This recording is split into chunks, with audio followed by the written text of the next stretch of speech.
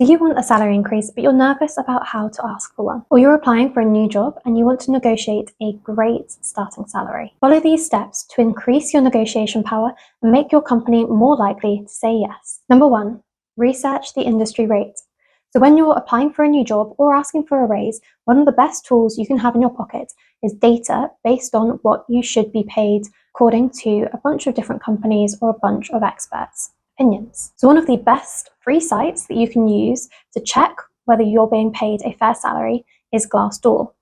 So what you can do is you can type in your job role title and also the city that you're working in to be able to figure out what is the average salary for this city given your experience. And these numbers will give you a great starting point to be able to negotiate from. You can also speak to people in the industry, such as recruiters or previous managers and bosses that you used to work with, to ask them whether they think this salary range for the role you're going for is about fair and what they've seen in the industry previously. So tip number 2, avoid saying your number first. Recruiters will often ask you what your expected salary is or what you're currently earning, and never answer the question of what you're currently earning, because one of the benefits of changing jobs is that you can negotiate that increase in salary. And if you've already told them what you're earning, it's going to be very difficult for you to get that big increase in salary when you make that job move. So what do you do instead?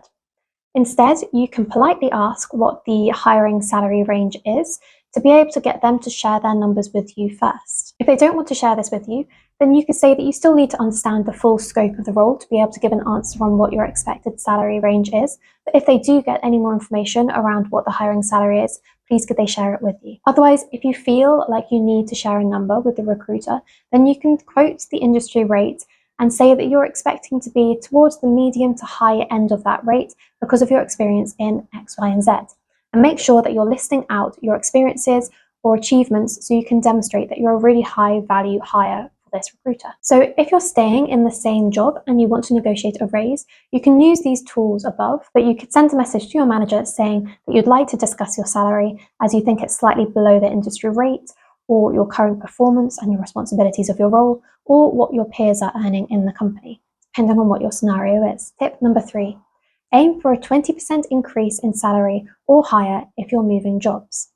Now, as I said earlier, when you're switching jobs, you have a lot more power to be able to negotiate a higher salary than you do when you're staying within the same role or the same company. The 20% increase in salary is around the average of what most people manage to negotiate when they're moving jobs. But you do also get scenarios where people manage to negotiate much higher than this. This is also why moving jobs can really work in your favor, because it's very hard to negotiate a 20% increase in salary when you're staying in the same job and doing the same role. Tip number 4 is to say slightly higher than what you ideally want. So you should be viewing a salary negotiation as a two-way process. You and your employer or your potential new employer are trying to solve a problem together. You're trying to find a common salary that you're both happy with and you think is deserving of what your role and responsibilities are. And typically it requires a little bit of give and take on both sides. So if you say slightly higher than what you ideally want for your salary, then this gives you a little bit more wiggle room so that when you have to negotiate on your salary and it may reduce slightly, you actually land on a salary that is still what you want and not slightly below. Now, one of the things that quite often puts people off negotiating or saying a high salary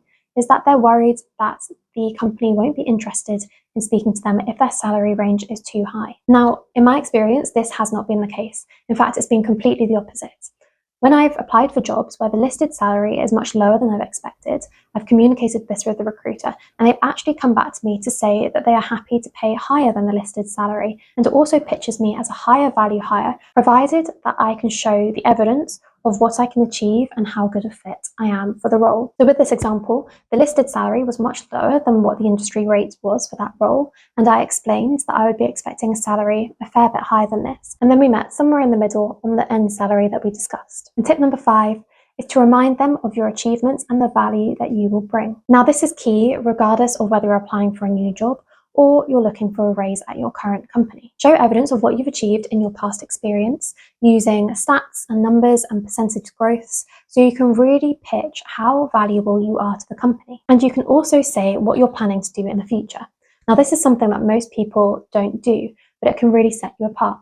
So if you're saying, I would like to deliver X in the future, or I think I can grow the number of customers by 20%, this means they have a direct monetary value that you will bring to them if they hire you for the salary that you're asking for. As a new hire, you want to be showing off that you are a top caliber applicant that will generate lots of value for the company. And as an existing employee, you want to be talking about the value that you've brought to the company previously and what you expect to be doing in the future and how this is going to benefit them. So try out these tips and let me know which of these work best for you in the comments below. So now that you've successfully negotiated your new salary and you're making more money, you need to know where to put that extra money and how to avoid lifestyle inflation. So check out my video here, which answers just that.